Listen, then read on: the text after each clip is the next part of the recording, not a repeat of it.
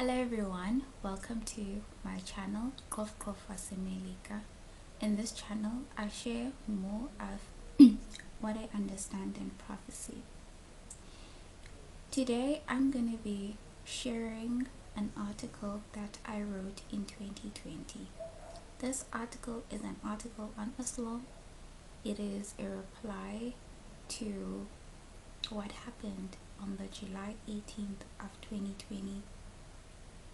We had a prediction from November 9th that used the tools which come with Palmona, that used numbers as tools for prophetic interpretation. So in this video I use the Palmona methodology along with the 14 rules of Bible interpretation and rules from the prophetic keys by Jeff Pippinger in order for me to come to the conclusions that I came to. So in July 18th of 2020 the prediction didn't happen, and on the 1st of August I studied this study and I wrote it, and on the 4th of August of 2020 there was a Beirut blast that served as a signal for me to understand that my article was approved by God. We're gonna start off this article by reading Ecclesiastes 12 verse 13, hoping that before the study we've already prayed. It reads as follows: Let us hear the conclusion of the whole matter. Fear God, keep his commandments, for this is the whole duty of man.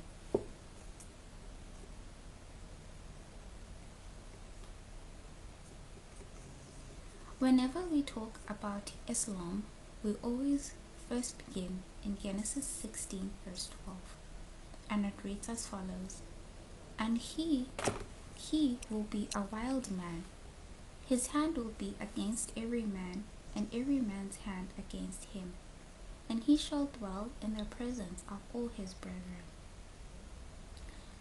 In the Bible, as a prophetic symbol, the ass, which is also known as a donkey as we call it, is a symbol for Islam. When I look at Islam, we want to understand the donkey in a natural sense in order for us to understand it in the spiritual.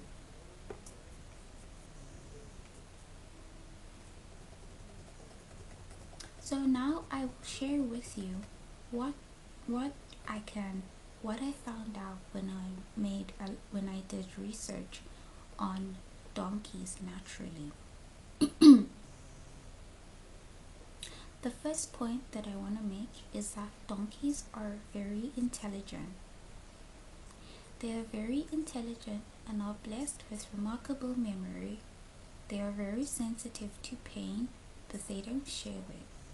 They mask their discomfort so they don't become victims to preying animals. They're often misunderstood as stubborn because they don't usually enjoy to be forced or bullied to do anything, but they want to be shown what to do and given a reason why they should do it, because they're intelligent and reasoning beings. The second point about donkeys is that they learn by watching and then they make their decisions. So donkeys learn by watching, they make their decisions thereafter about when to proceed, and eventually they take on the task given to them.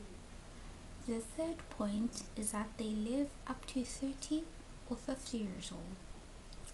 And the fourth point is that they form really good friendships and they mourn over the loss of a pasture friend to a point in which they become sick too. They form strong friendships with other animals as well and can be used for many useful labor that which is to carry heavy loads because they're strong and they can protect sheep when they're grazing in the field from dangerous animals that might hurt them.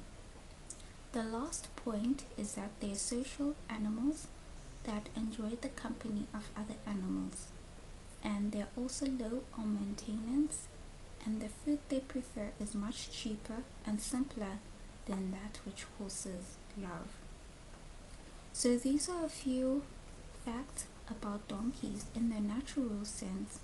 Now I'm going to move into the ass that is spoken about in the Bible, which is donkeys in the spiritual, and that is a symbol for Islam.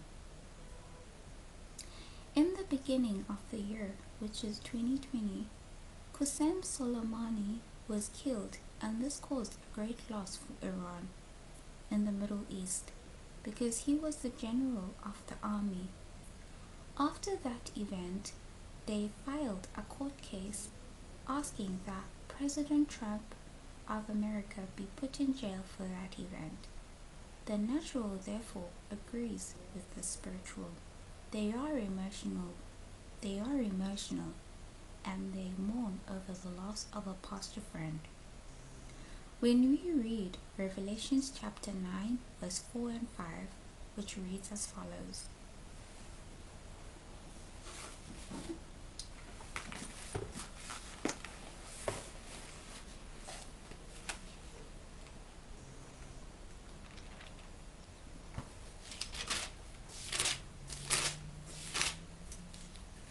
Revelations chapter 9 verse 4 and 5 reads, And it was commanded them that they should not hurt the grass of the earth, neither any green thing, neither any tree, but only those men which have not the seal of God in their foreheads. And to them it was given that they should not kill them, but that they should be tormented 5 months, and their torment was as the torment of a scorpion, when he striketh a man.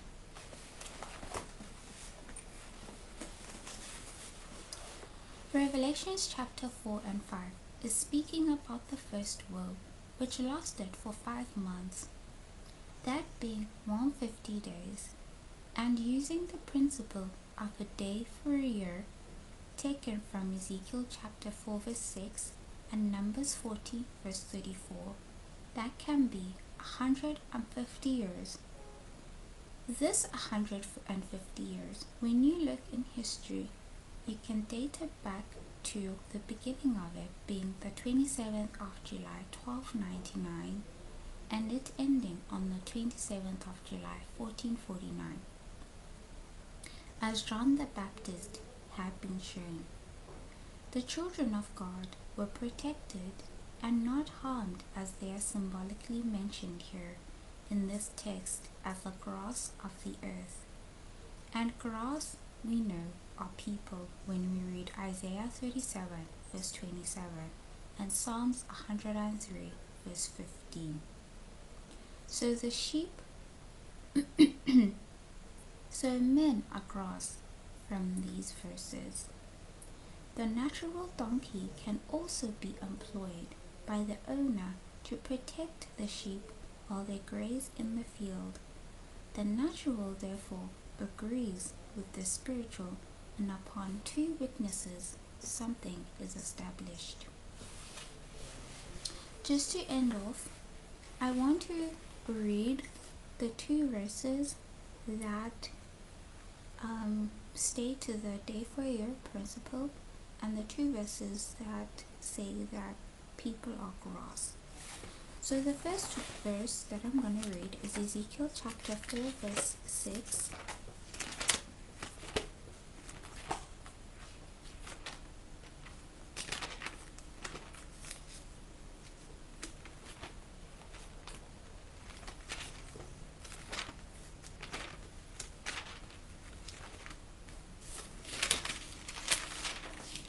Ezekiel chapter 4 verse 6 reads, And when thou hast accomplished them, heap again on thy right side, and thou shalt bear the iniquity of the house of Judah 40 days.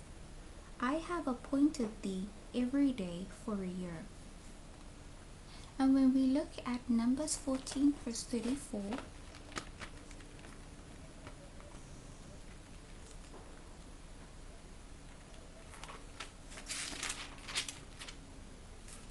Numbers 14 verse 34 reads as follows: After the number of the days in which ye searched the land, even 40 days, each day for a year, shall ye bear your iniquities, even 40 years, and ye shall know my breach of promise. The next verses that I want to read are verses that prove that people are grass as a symbol in the Bible. I'm going to read Isaiah 37 verse 27.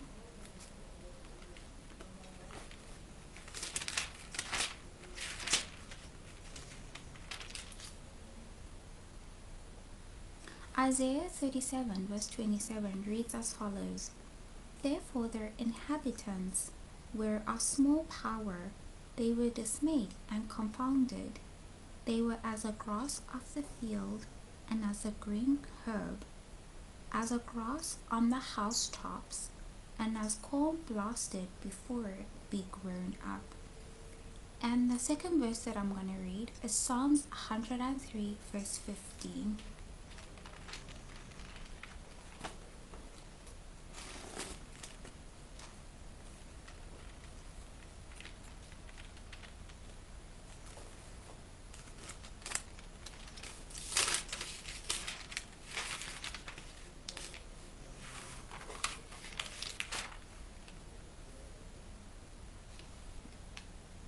Which reads as follows: As for man, his days are as grass, as a flower of the field, so he flourisheth.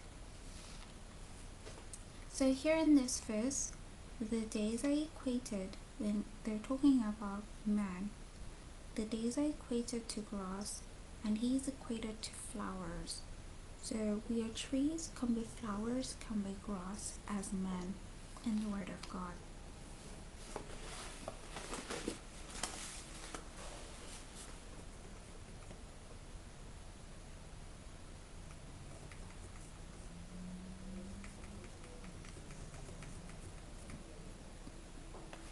Excuse me.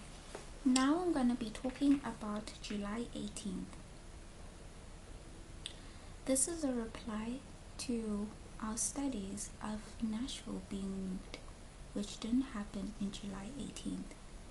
So I start off here and I speak of July 18th being an impartial fulfillment of the destruction. July 18th is an impartial fulfillment because Islam was so mourning the loss of a dear friend who was killed in the beginning of the year. Secondly, God allowed that it be impartially fulfilled so that all may come to a knowledge of the message of the hour, so that everyone is left without excuse of the impending doom that the world is about to be confronted with, and so that we all can make a decided effort to know and understand truth for our own salvation's sake. And so the beginning of July 18th began on July 18th, and the perfect fulfillment will be, as I had said, in 2021, I said, the prophecy of July 18th is a great test, one which everyone has to meet to study the message of the hour. This is because if it was believed and the characteristics of Pomona be used, the student of prophecy would be benefited by this particular study at this point in time, along with other studies that will be built on the principles that this movement has used to come to grips with the time of the end by Jeff Pippinger. 2001, Islam, the Millerite movement, and our movement, and all the messages that built the Midnight Cry message. July 18th and the messages that are coming out now by all the vessels which were used in that time, moved by the Holy Spirit. So here I'm trying to say that July 18th is an impartial fulfillment of the partial fulfillment which is yet to come. July 18th was supposed to be an impending doom, which shows a destruction that is to typify the destruction of Jerusalem that is yet to come to spiritual Jews. So July 18th didn't happen, and as I said, the perfect fulfillment of it would happen in 2021. I start off then this case by looking into riots. And when we look into riots, I used the book ULE, page 86.4, which reads as follows. Paul's words gripped the attention of large congregations. Some of them were persuaded, and a great multitude of the devout Greeks, and not a few of the leading women, joined Paul and Silas. But as in other places they had already entered, the apostles met with opposition. By uniting with some of the evil men from the marketplace, the Jews succeeded in setting the city in an uproar. They attacked the house of Jason, but they could not find either Paul or Silas. In their disappointed rage, the mob dragged Jason and some of the brethren to the rulers of the city, crying out, "Those who have turned the world upside down have come here too. Jason has harbored them, and these are all acting contrary to the decrees of Caesar, saying there is another king, Jesus." The article I'm going to read now is still the same book, ULE, but it is page 109, paragraph 5. The uproar there was continually growing stronger. The assembly was confused, and most of them did not know why they had come together. The Jews, anxious to show that they did not sympathize with Paul and his work, brought forward one of their own people to speak to the mob. The speaker they chose was a craftsman, Alexander, a coppersmith, who Paul later said had done him much harm. When we look into 2 Timothy 4 verse 14, Alexander applied all his energies to focusing the people's anger exclusively on Paul and his companions. But the crowd, seeing that he was a Jew, pushed him aside, and all with one voice cried out for about 2 hours, "Great is Diana of the Ephesians."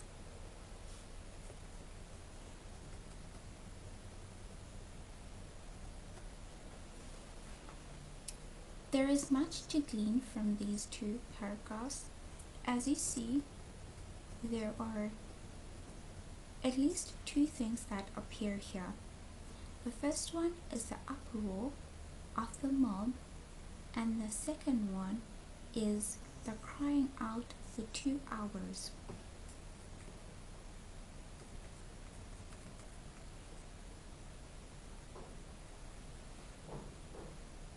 On a timeline that I share now, I look into July 18th, the 27th of July 2020, and the 31st of July of 2020. I equate July 18th to a protest that took place in Oregon, where the US police clashed with protesters in Portland of Oregon, in America. And on the 27th of July 2020, I wrote the protest which took place in Nashville, which was on teachers and the pandemic, and the strike that took place in Cape Town and Pietermaritzburg. On the 31st of July, I have recorded that there were protests in Zimbabwe which had to do with corruption and food inflation.